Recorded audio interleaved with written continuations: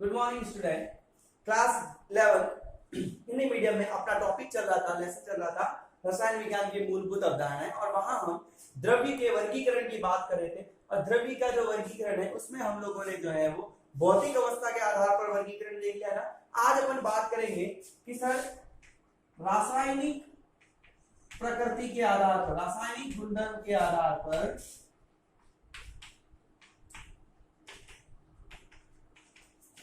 द्रव्य का वर्गीकरण। देखिए बहुत इजी है, जो आप लोग 9th में भी पढ़ के आए हो। रासायनिक गुणधर्मों के आधार पर जो द्रव्य है वो द्रव्य दो भागों में बटा होता है। कितने भागों में कर बच्चों? दो भागों में। कौन कौन से? एक तो होता है शुद्ध पदार्थ, है ना, पढ़ा है आप लोगों ने, शुद्ध पदार्थ, ठीक है सर। और एक क्या होता है? मिश्रण। क्या होता है? मिश्रण। समझ आई बात आप लोगों को? चलिए फिर अपन बात करेंगे शुद्ध पदार्थ भी आगे जाकर के दो भागों में बटा होता है। एक क्या कहलाता है? एक कहलाता है तत्व। क्या कहलाता है? तत्व। और एक क्या कहलाता है?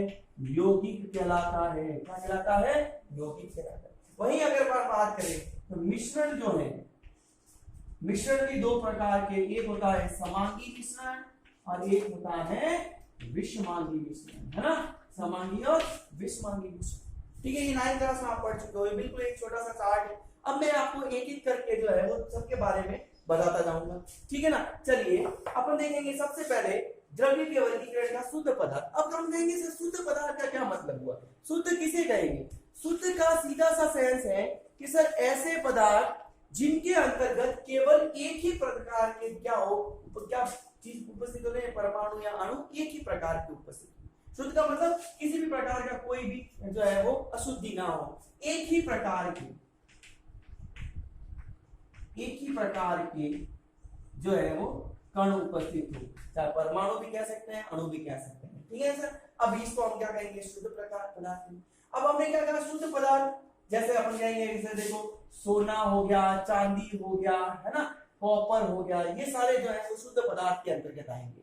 अब हम ये क्या कहते हैं कि शुद्ध पदार्थ जो है वो आगे कितने भागों में डिवाइडेड है? दो भागों में।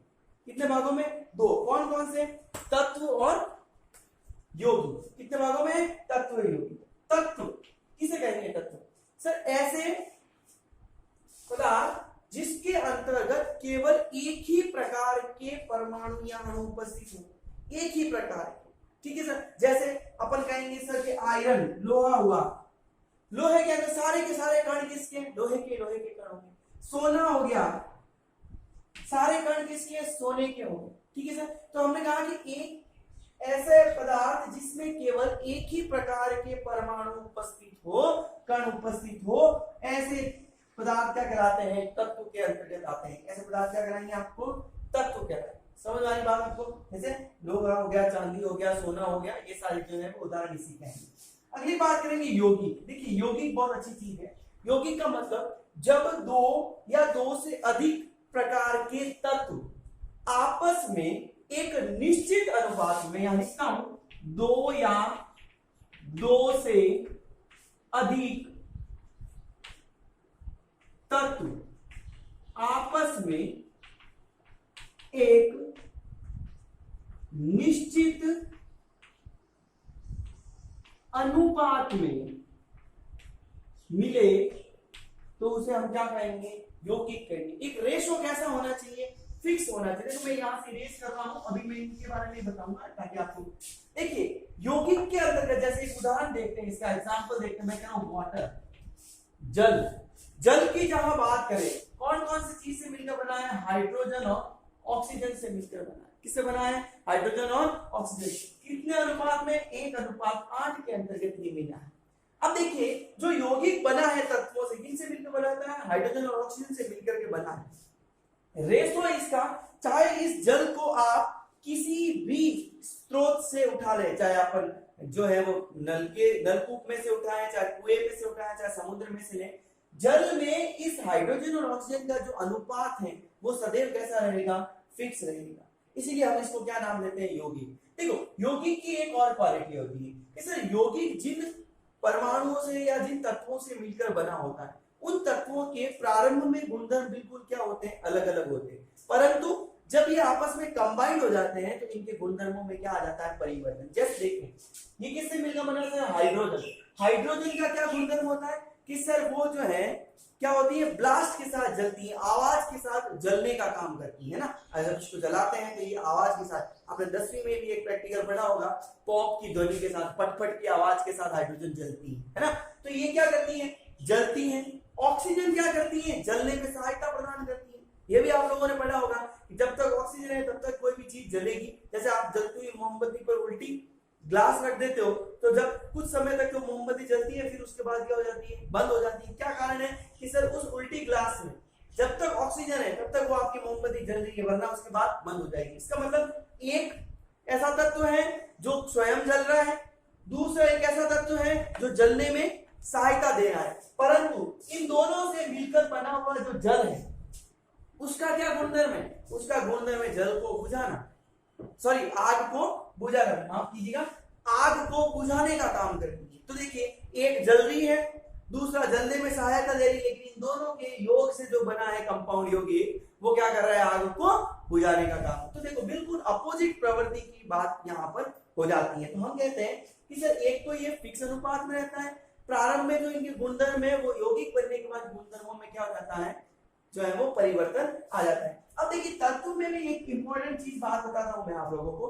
देखिएगा जरूरी नहीं है कि तत्व सिर्फ परमाणु ही हो, तत्व अणु के रूप में भी परिभाषित किया जा सकता है। क्योंकि देखेंगे अपन ज्यादातर ये सी चीजें देखते हैं कि जहां परमाणु स्टेबल नहीं रहते, कुछ तत्व के जैसे अपन सोडियम ले लें, कॉपर ले लें, है ना, तो इनके तो हो सकते हैं, लेकिन कई ऐसे तत्व भी हैं जिनके परमाणु के रूप में वो स्थायी नहीं हो पाते। इसी कारण से छोटे छोटे परमाणु जब आपस में जुड़ जाते हैं तो किसका निर्माण करते हैं, अणु का निर्माण करते हैं। परमाणु और अणु के बारे में आप 9th क्लास में पढ़ के आए हुए, और अपना जो अगला चैप्टर है उसके रिलेटेड भी अपन जो है वो परमाणु के बारे में अपन डिस्कस करेंगे बड़े ब्रॉड लेवल से। परंतु हम ये कहते हैं कि छोटे छोटे परमाणु जब आपस में मिलते हैं तो अणु का निर्माण करते हैं। जैसे देखिए ये हाइड्रोजन है ना, आपस में मिलकर के H2 का निर्माण करते हैं, ऑक्सीजन प्लस ऑक्सीजन क्या हो गया, O2 का निर्माण करते हैं। तो ये इस रूप में क्या होते हैं, स्टेबल होते हैं। तो ये एक छोटी सी बात थी तत्व और यौगिकों से रिलेटेड, एग्जांपल बता दी मैंने आप लोगों को क्या होते हैं। अब इसका दूसरा प्रकार पढ़ते हैं अपन, वो क्या होता है, अशुद्ध या मिश्रण के बारे में बात करते हैं। ठीक है सर, मैं यहां लिखता हूं मिश्रण। मिश्रण का क्या मतलब हो गया, देखो मिश्रण को अपन ने अभी दो भागों में बांटे।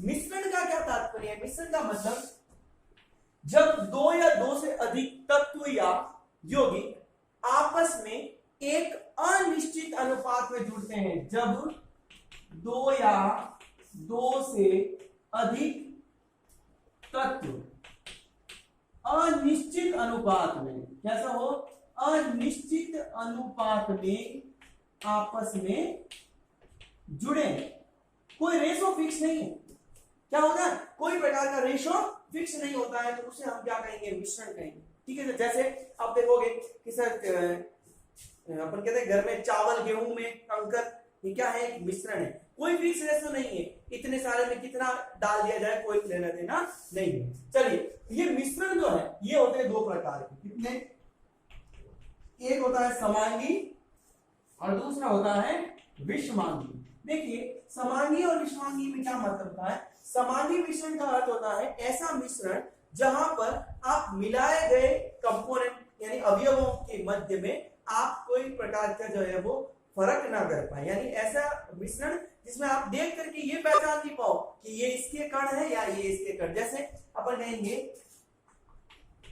शक्कर का जलीय विलयन, क्या कहेंगे, शक्कर का जलीय विलयन। अब यहां हम ये देखेंगे कि सर शक्कर का जब जलीय विलयन था तो आप ये थोड़ी पहचान पाओगे कि ये शक्कर के कण है या ये जल के कण है।